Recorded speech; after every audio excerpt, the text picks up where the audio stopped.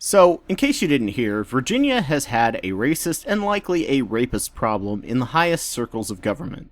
This one hits a bit home because I was living in Virginia during the 2017 election that swept Democrats into power in the upper levels, in a post-2016 backlash.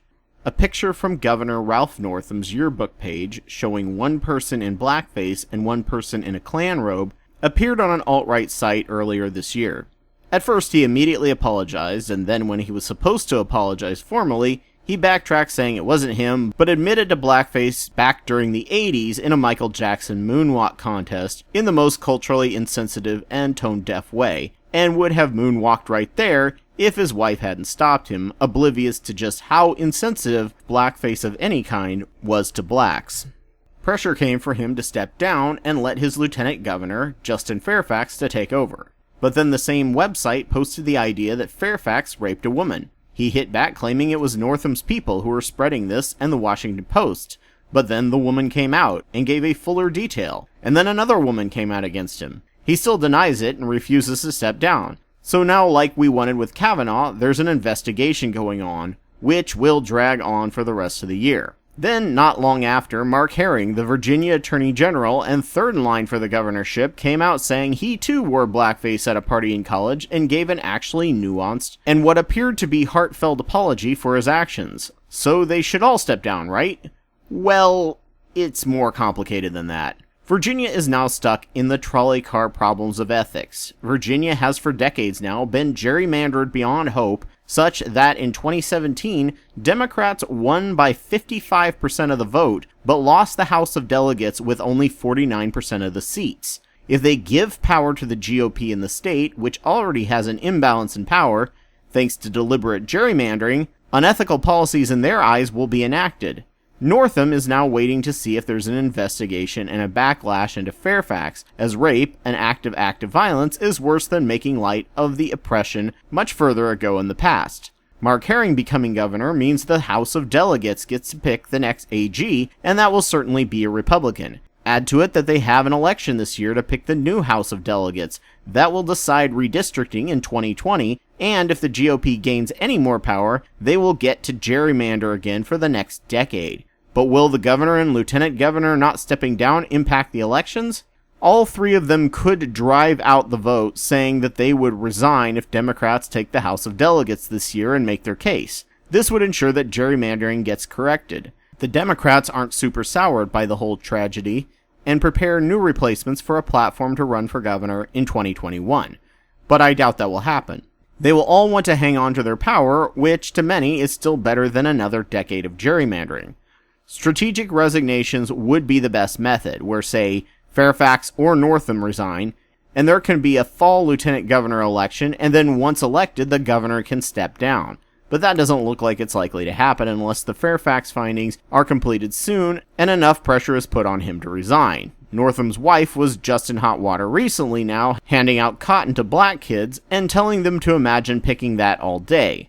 The sad thing is, racism is just part of both parties' pasts. And blackface really was apparently only really a thing for Virginia. Even the rest of the South really didn't do it much. The minstrel shows were huge in the North, and they believed they were getting to see, learn about, and support real black culture, even though most of the songs like Camptown Ladies and what is now called Turkey in the Straw, but at the time was called Zip Coon's theme song, were all written by a white dude. When mass printing came out at the end of the 1800s, local amateur minstrel shows became all the rage once again, especially in the North, with books telling them how to do the makeup and set designs, and how to do the format, which was like a hybrid of The Daily Show and Rocky Horror, where they would loosely adjust the national format, but make jokes about local news too. It wasn't until the 60s that many Northerners realized just how insulting and disrespectful this was to actual blacks, and from the 40s to the 60s, the popularity of minstrel shows and blackface declined.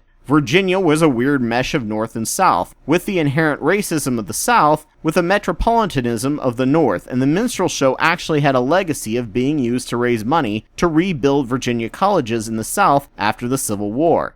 Add to that, from accounts I have found, massive racism in the Democratic Party from someone who went down there to help as recent as 2000, and people were using the N-word like it was nothing. Northam's behavior shouldn't at all be that surprising for a kid in the 80s. Northam should go. He doesn't even understand how bad he screwed up, and if sufficient evidence by an investigation shows Fairfax most likely did rape those women, he should also go. But they should do so in a way that they can get a Democratic replacement. Northam and Fairfax are now playing chicken with the seat, but also with the state Congress, as their actions may mute election turnout for the Democrats, allowing Republicans to have even more leverage in gerrymandering. Herring should promise to step down if Dems win the House of Delegates to turn out voters so they can pick his replacement. But I don't see anyone making these promises or stepping down while clinging to power and hurting the Dems in this year's election. It's a trolley car of ethics in Virginia politics. Put up with a sociological racist or rapist for 3 more years and suppress turnout, or have them all step down, ensuring Democrats can't win the House and Senate for yet another decade through gerrymandering, screwing over Virginia and blacks especially even worse. There's no clear-cut answer, and Virginia sadly will have to figure it out for themselves. Good luck, Virginia. I'm glad I'm not there and a part of that mess anymore. So thank you so much for joining me on my podcast. I'm sure there was nothing controversial about this, and everyone will happily get along in the comments section, which you can do on the YouTube version of this video, link in the show notes. Just a reminder that I'm Anubis 2814 on YouTube, and I have over 500 videos on different topics that I've made over the past 10 years. Please subscribe, and if your podcast site has the option, give me a like or review. If you think what I have to say informed you, consider supporting my Patreon. I'll be doing this podcast weekly and try to get it out on the same day, so I hope to see you here next week, ready to be filled with new ideas. Take care. A big thank you goes out to Elias Garcia Guevara and Joe Taylor, who sponsor the show at $10 a month at the Wapawet level on Patreon. Please consider donating as well if you can, and thank you all for listening.